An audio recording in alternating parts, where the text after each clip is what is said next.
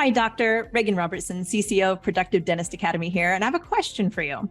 Are you finding it hard to get your team aligned to your vision, but you know you deserve growth just like everybody else? That's why we've created the PDA Productivity Workshop.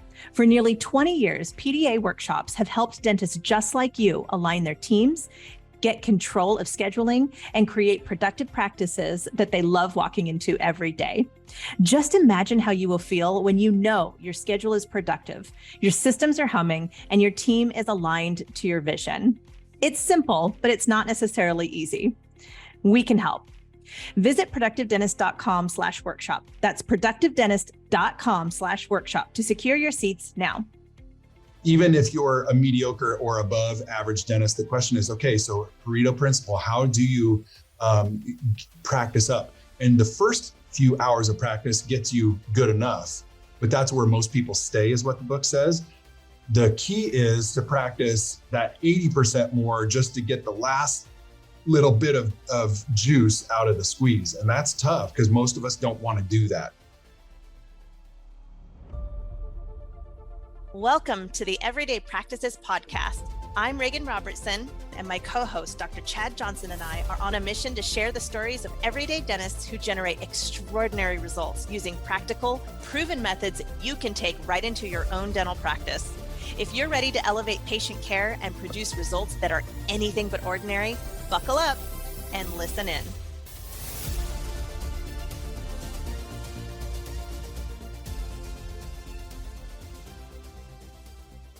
Welcome to another episode of Everyday Practices Dental Podcast. I am your host, Regan Robertson, here with my studious co-host, who is also a shared guest today, Dr. Chad Johnson. How are you doing today?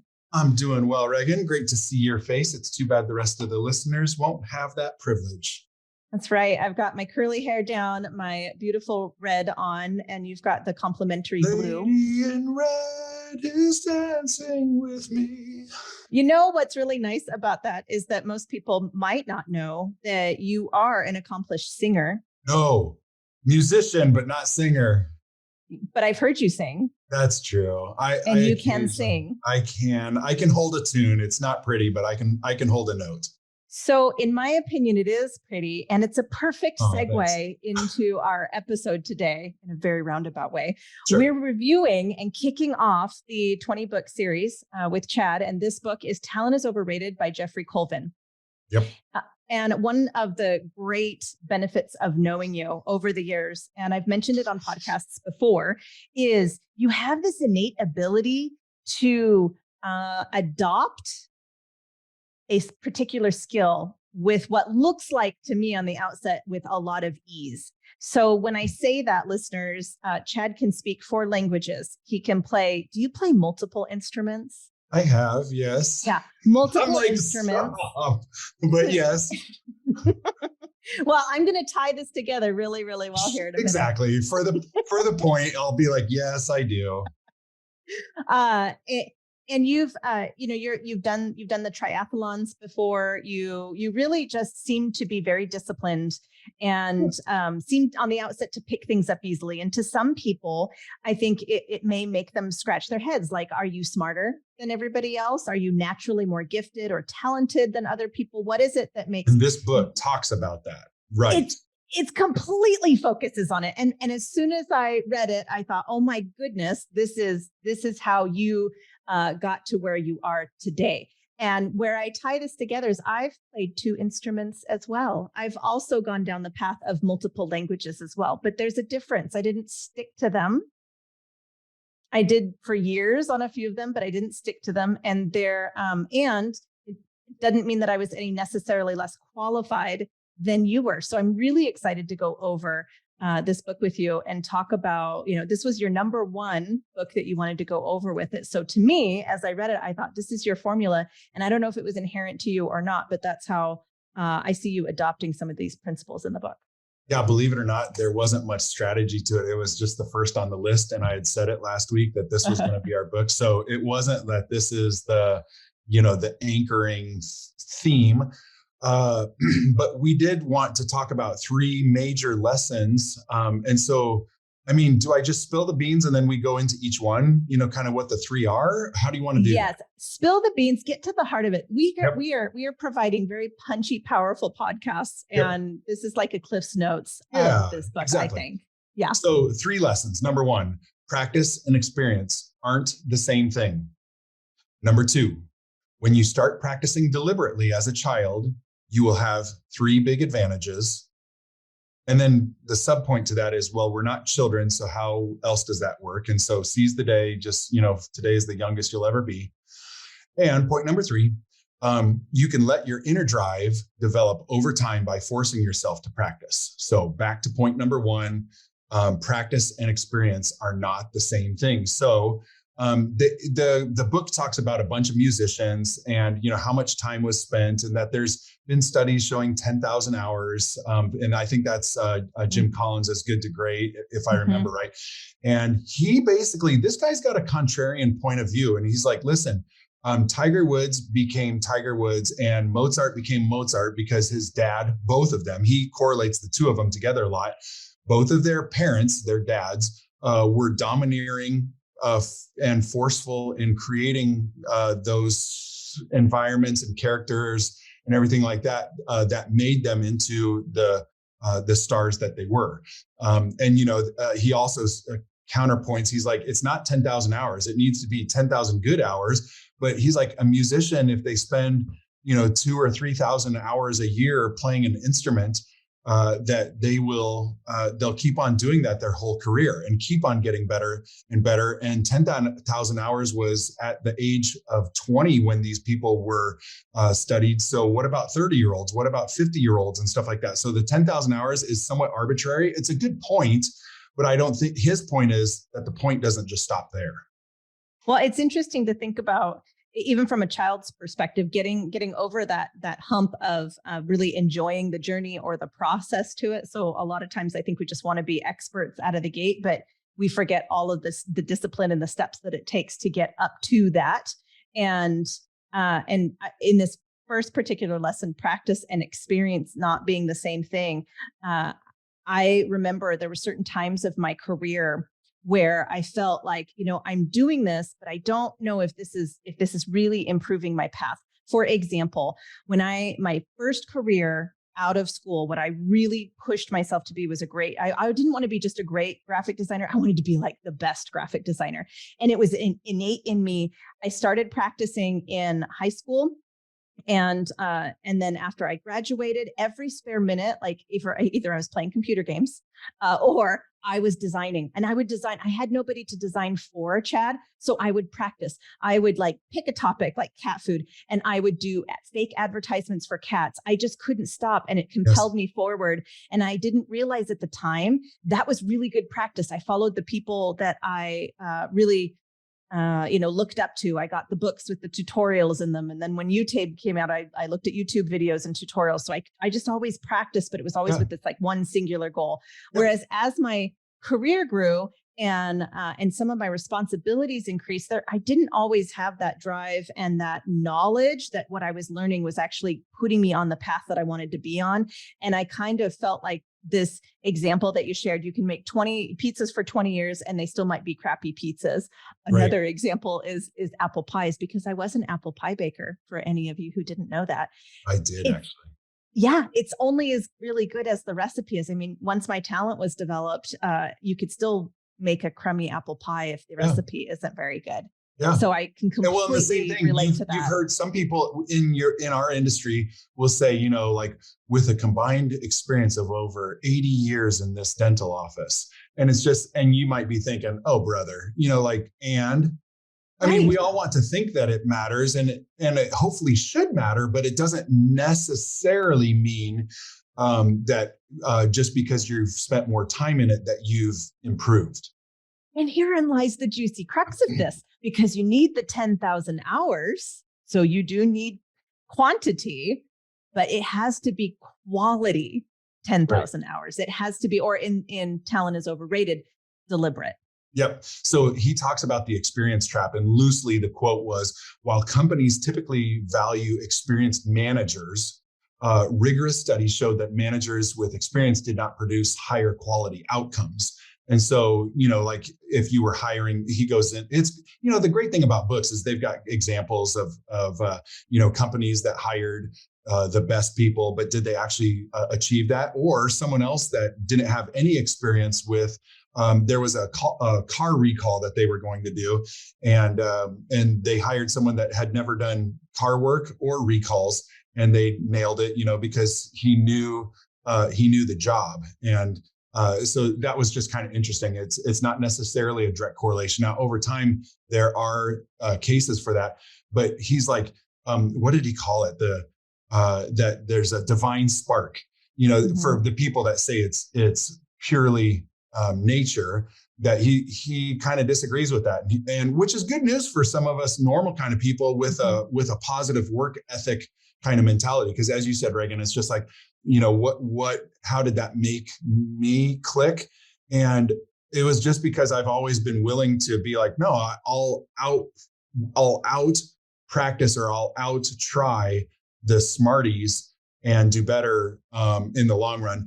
And there could be people that prove me wrong, that are just naturally gifted and smart. And I know them. But this book would say they're not actually naturally smart. They have just been told. And so it kind of goes into the second point, that they were smart a little bit. And but that helped accelerate their growing when their parent would say, hey, wow, you do a really good job at that. So he called that the multiplier effect. I'm skipping to point number 3. It's not point number 2 that I made at the beginning. The multiplier effect is basically, as a kid, if, for example, for myself, like my dad said, I was always a good speller, and I'm going to work with your spelling lessons and make sure that you're a good speller. And so then I would be like, well, I mean, if dad was a good speller, I need to be a good speller. And then I'd do well on a spelling test because we practice. And then it's like, yes. And then I'd be like, I'm a good speller, dad's a good speller, and I have to be a good speller because it's in our genes. And the truth was, I was just encouraged. And so, but that builds upon itself, and the expectations. My mom would always say, like expectations influence outcomes. And, if you're willing to set the expectation that you will do that. And I even do that. And now as a coach, while I'm coaching my middle child's soccer team, and, or even basketball for my son or something like that, where I'll set an expectation that, no, we're not going to talk like that to one another. We're a team, and we're going to build each other up. And it's funny how over the course of a couple of weeks now into soccer practice, that I'm starting to see, one girl flubbed up the other day, and she started dogging on this other girl, and she says, no, you know what? I'm sorry. That's not building our team up. And I was just like, well, wouldn't you know? I was like, that's pretty cool. That demonstrated some cool leadership, that she was like, you're right. No. And I didn't even look at her. It was out of the corner of my eye that I caught her catching herself. And I thought that was really cool. Well, that's super powerful, because neurologically speaking, you've got that, I don't know which part of the brain it comes into, but think about it coming down here, and you've got that choice. It can go take the synapse that goes positive, or take the synapse road that goes negative. And by and large, as we grow, that negative highway can get really, really strong based on our, what happens to us in our childhood and our development years. Yes. But to indicate that means that there is a good, there's a good wiring choice being made there. That's incredible to do that. In the book, it's really cool. He talked about how Jerry Rice at practice, every route that he would run, Jerry Rice, just for people, he was an 80s, 90s football player who, the author, I didn't know this, he wasn't exactly the highest pick of the NFL draft. He wasn't anticipated to be great. He, was hardly, a great high school star, but he was a track star. And it was interesting that when he would run his routes at practice, every route that they would run, most people would kind of walk back. He would run down to the end zone wherever they were. He would run all the way to the end zone to mentally complete the task of, we are in it to score. And it's really cool because he had so many touchdowns and so many yards. I mean, it's just going to be tough to ever beat his record. 20 or 21 years in the league, and which is an amazing for a wide receiver, or let alone any football player, aside from maybe quarterbacks and stuff like that. And the book goes into that. I just thought it was fascinating that every route that he ran, Jerry Rice would run to the end zone, and people started catching on that this guy practices different. He practices deliberate. Now, Regan, you kind of went into the book and you looked at deliberate practice. What was what were a couple of your take-home messages? Well, the formula that I was really hungry for is let's touch on that. So your chances of success in this particular methodology is exponentially larger if you begin doing it as a child, which is great. I thought, well, this is good if you're a parent, so you can influence this. But what happens if you are an adult and you're already grown and your brain is slower? What can you do? So the formula that I thought was really, really fascinating, and I definitely can relate over my past 20 plus years in marketing and my own career. So the key attributes for deliberate practice are: it's designed specifically to improve performance. It's repeated a lot. So whatever you're doing specifically to improve your performance is repeated a lot. 3, feedback happens in a continuously available environment. So you're able to get that feedback on a regular basis, which isn't always available. So that's, I think, a pretty critical component in this. I almost see it like Maslow's triangle when I'm visually viewing this. You and I talked about it before we hit record, that in dental school, at least at the time, the thing that I got frustrated with was on tests when we were heavily tested. I think, our freshman and sophomore year, there was almost no time to get feedback. So when I would get, let's say, 8 out of 10 correct on something, I would think to myself, well, but where were the 2 that I got wrong?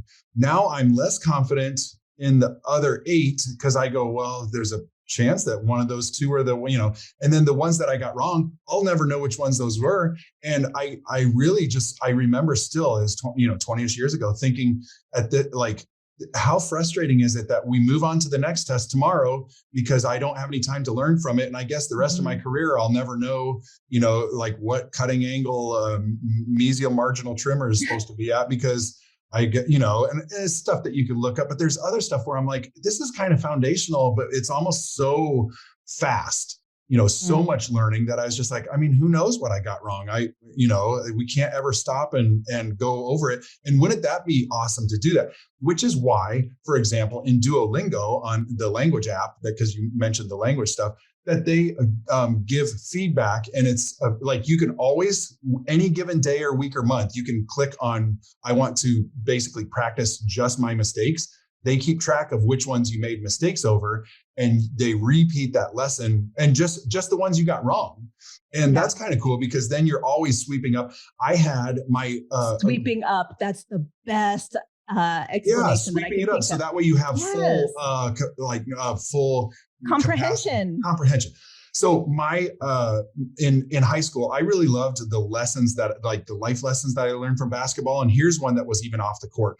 My junior varsity / assistant varsity coach was our math teacher. And when you got a problem wrong, he still teaches to this day.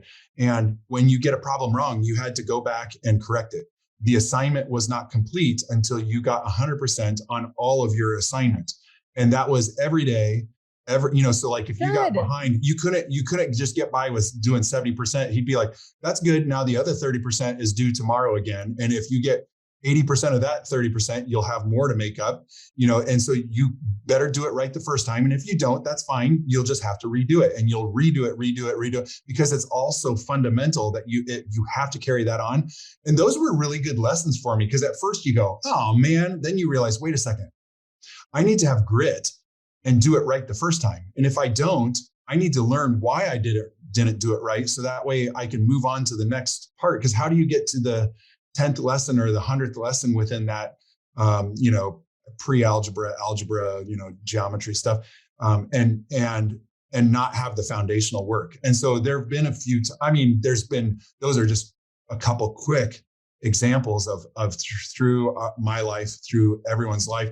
The question is, do you receive it? So everyone's had those lessons, but did you just say, why do we have to do this? This is stupid. It's reinforcing those neurologic pathways versus just being like, well, all right, then that's what we'll do, with a healthy dose of stoicism. It makes this particular point, feedback being continuously available, makes a great argument as we excel in our own career paths for mentors. So feedback can come both ways when you're in a leadership position. It can get a little bit more tricky if you're in a C-suite or an executive position, or in your case, Chad, entrepreneur, CEO, and dentist. Clinically, you've got all the people that you really swoon over and you want to go clinically learn from. And leadership, you have to seek out the same thing. So I think seeking out mentors that can inspire you and that are in your specifically, right, designed to improve your performance in your area is good. And you can also think of feedback downward as well. So continuously getting feedback from the people that you lead to make sure that you're improving in your own skill set as well. So in delegation, which I love talking about within that realm, if you're not able within a dental setting, which is often, to be able to immediately correct your employee or your associate on a certain matter, or as an associate, if you are not able to get that feedback, it doesn't have to be immediate, though that's great. But like, how do you do that with the patient right there? So it's important to get what in like military terms they call like an after action report, AAR, that you stop and you go, okay, what did we do right? What did we do wrong? And how do we learn from that? So that way, next time, if we have this scenario happen again, we are able to execute that mission. Yeah. And for example, like if someone just is a new assistant and they blow a bunch of spit and everything onto your just freshly acid etched prep, it's like, okay, you don't want to be like, hey, you can't do that. I mean, you want to find a nice way to put it. I'm trying to find a way to not word it rude, even, on the podcast, but, so there's a nice way to put it, but then also it's just like, well, in front of the patient, you don't want to be saying, well, since this is your first time, you did it wrong, and using all these strong language words. So you're trying to find a polite way to put it, but then afterwards saying, hey, can we talk about that? That would be the take home. We've talked about 3. There are a couple more. You said design specifically to improve performance, repeatedly. Feedback is available. What's the next couple? Highly demanding mentally and not much fun. And I think you have to make some sacrifices and choices. I'll tell you, I got just as excited when I went for my Business Made Simple coaching certification as when I became a graphic designer. I really, really ran towards it, which means you're going to have to get up at maybe 4 a.m. or 5 a.m. before it starts. Like, you still have your full-time career. Absolutely. If you're on the path to getting certified, I just kicked off an entirely different coaching certification program under a gentleman named Shazad. And I'm really excited about that. But that means that it's going to be highly demanding of me mentally. Your brain has to allow for space to learn, which can be, I'm never going to forget sweeping up. I want to be that A person. I want to make sure that I can comprehend everything that I'm learning and taking the time to learn. That takes space, and you have to carve that out. And we're both parents. We're both spouses. We're both deeply involved in our businesses and our children's lives and our community. It's a lot. So I think yeah. And sometimes I like that number 5 is not much fun. Sometimes you just have to be comfortable in being uncomfortable. You can't push yourself towards the point of panic. So if you've ever seen that little, I think it's maybe from the Energy Bus, I can't remember what book it's from, but there's this little, like, think of a green, yellow, and red circle. So, in the green is your comfort zone. That's just where you kind of exist in your sweatpants. You're really cozy. And yellow pushes you a little bit outside those comfortable boundaries. And red is when you're in sheer panic and you kind of lock up. And you never want to be in that level, but you kind of you have to be used to living in the yellow. You have to be used to kind of living a bit uncomfortable. And physically, when you're like strength training, doing little tears in your muscle to make more muscle, that doesn't feel good. It's not necessarily like really fun. Yeah. So this book was just good because it's a contrarian view, again, in which I am one, like a contrarian, and from what I've been told, and I accept that. But Talent Is Overrated basically just says, no, it's not just that, people are just a once in a lifetime genius or stuff like that. It may be true, but that you have the capability to get there. And so I thought this was the hope of the book, was a mediocre dentist that might be listening to this has the potential with deliberate practice to improve significantly, even in the second half of your career. Or, like I knew a guy, Dr. Chuck from Illinois, I forget his last, Loguitas, that is, when he started picking up CIREC, and, he was in it like early 60s and, learning how to do CIREC. And it was just an encouragement to everyone that he was an old dog learning new tricks. But that even if you're a mediocre or above average dentist, the question is, okay, so Pareto principle, how do you practice up? And the first few hours of practice gets you good enough, but that's where most people stay, is what the book says. The key is to practice that 80% more just to get the last little bit of juice out of the squeeze. And that's tough because most of us don't want to do that. Mm.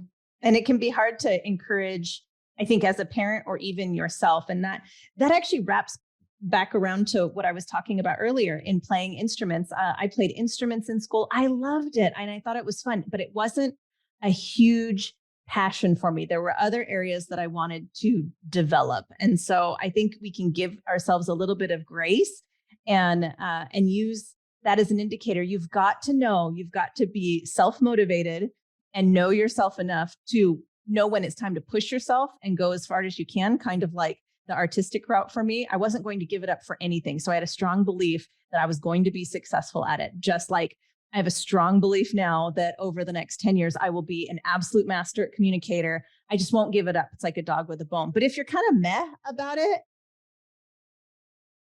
sure, I think you could focus. I think the book talks a lot about focusing in on what you feel is your highest and best, and then letting some of those other skills kind of fall by the wayside. And I think the last thing that I'll say too is that there was a generational point to this book. To some degree, he would say, listen, if you feel like you're too old to learn a new trick or to become better or whatever, it's never too late to help your children or grandchildren or nieces or nephews or the next generation of some regard, by mentoring them and encouraging them in certain aspects. So that way they can be their best too. So not just to focus on, okay, how do I become the best dentist or the best business manager? But then, wait a second, I only have so much time left. How do I make sure that my kids are getting that discipline to improve, to become who they want to become too? I think it's a really interesting tightrope that we walk as parents, because we can see natural talents bubbling to the surface and we can encourage our children. And I think one of the best gifts we can give our children is sometimes they're just not going to want to do it. And if we can get them, I think you said a little earlier, over that hump, like if we can get them over that hump, it can lead to that explosive greatness like Mozart or Tiger Woods, for example. Or as the book says, or not, and they just end up feeling a bit resentful for it, and they don't want to go that direction. And they said it was kind of a random, toss up between the two of them. But I think it is a dance. It's a dance with a whole lot of complexity to it. But as parents, it's not our job to be their friends. It's our job to help lead them into healthy habits. I think these keys of deliberate practices is an enormous gift that we can give any child such an early age in life, to help them understand that there's uncomfortableness with growth. And once you embrace it, and that there will be mistakes, you'll have to try again and again and again. If we can get them to fall in love with that process, I think that sets them up for vastly more success, and not driven by IQ. Right. So in 7th grade, I jumped. I love jumping and trying to touch the rim and stuff like that. And I remember in PE class, one time I finally touched the rim. It was in 7th grade. And I remember thinking to myself, wow, I can touch the rim now. And within a week, this was powerful to learn in junior high. Within a week, I was able to grab the rim with my, front couple knuckles. Yeah. Now, I did not gain 2 inches of vertical that week. And I realized, I was like, how in the world did I go from the first time touching the rim to being able to grab it? My mind knew I could grab it, that I could touch it. So you had that confidence. Yes. Like it was knowing. Yes. So I went straight from, just barely nicking it to a week later being able to grab onto it. And that was a powerful lesson as a 7th grader. I was like, wow, like, your mind has a lot of I don't know what the word would be. It's responsible. It's a lot of responsibility for what your body can outcome, because I was, and it's not like this was some foreign lesson or some, abstract lesson. I was like, within a week gained a couple, maybe an inch and a half or whatever of vertical. No, I didn't. I had it all along. That was really cool. I mean, and that builds on itself, right? That's the part I think that snowballs. That's Yes. the point that I wanted to make at the beginning of this call. If you can get on that track where you start to snowball and Right. this has worked in the past, I'm going to apply it in this way. Yep. That I was missing, I think, as a child. Like in certain areas I had it, but in others I didn't. So Right. this time around, for example, the family goal that we're going to have is to learn Italian together. Yes. And you and I were talking about it, and you said, it's really not that hard. Just do 15 minutes a day. Because I was telling you, how are we going to work this in? Maybe I'm going to have to hire a private Italian teacher. This is going to cost a lot of money, blah, blah, blah. I just started thinking of all the limiting beliefs. And you said, no, it's actually just get your Duolingo, set aside 15 minutes a day. Like, who can't find 15 minutes a day? Right. You can find it and be consistent with it, and you can get over that hurdle. So, yeah. So this is with the Italian thing, this is a side note at this point. Sorry, everyone. But the word in Italian to add, aggiunge. Isn't that so soft? Aggiunge. Aggiungere. I love Italian. Yeah, it's just I'll kind of be working on a tooth, and during the day I'm just like asciugamani, and I just think it's funny to some of these words. They're just so poetic. It's beautiful. It's a beautiful language. Aren't they called the Romance languages? It's yes. The French, Spanish, All Italian, all of them. Yeah. Well, everybody, that is a quick synopsis. Yeah. Talent is overrated. So I hope that it aggiunge to your little pocket of tricks. So thanks for listening, everyone. We're going to go over, I wish I could tell you right now, our next book, but I'm excited that we're going to be doing this 20 book series. And next up on the list is, drumroll, The Obstacle is the Way by Ryan Holiday. The Obstacle is the Way by Ryan Holiday. We'll see you guys next time. Thank you for listening to another episode of Everyday Practices Podcast. Chad and I are here every week thanks to our community of listeners just like you, and we'd love your help. It would mean the world if you can help spread the word by sharing this episode with a fellow dentist and leave us a review on iTunes or Spotify. Do you have an extraordinary story you'd like to share, or feedback on how we can make this podcast even more awesome? Drop us an email at podcast@productivedentist.com. And don't forget to check out our other podcasts from Productive Dentist Academy at productivedentist.com/podcasts. See you next week.